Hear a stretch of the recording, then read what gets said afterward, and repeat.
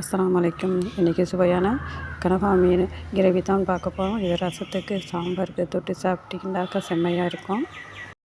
1/4 kilo கனவா மீனை கழுவி எடுத்துருக்கேன்.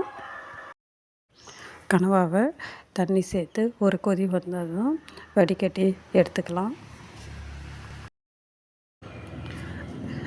எண்ணெய் 2 ஸ்பூன், காஞ்ச மிளகா 2, தக்காளி 1, வெங்காயம் ஒரு 3 கட் பண்ணி சேர்த்து வதக்கிக்கலாம்.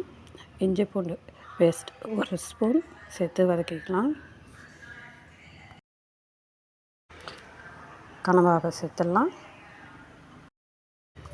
மிளகாய்த்தூள் 1 ஸ்பூன், மஞ்சள்தூள் 1/4 ஸ்பூன், கரம் மசாலா ஒரு 1/2 ஸ்பூன், மல்லித்தூள், உப்பு சேர்த்து தண்ணி கொஞ்சம் சேர்த்து மூடி வச்சிடலாம்.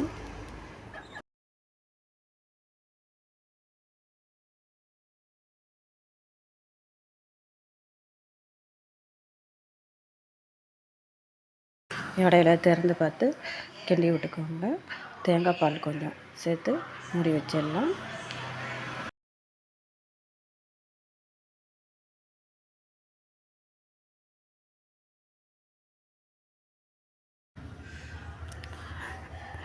கிரேவி தண்ணிலாம் நல்லா சுண்டி வந்துடுச்சு. இப்போ கரெக்டான பதத்துக்கு இருக்குது. இப்போ புதினா மல்லி தூவி அடுப்பை ஆஃப் பண்ணிடலாம்.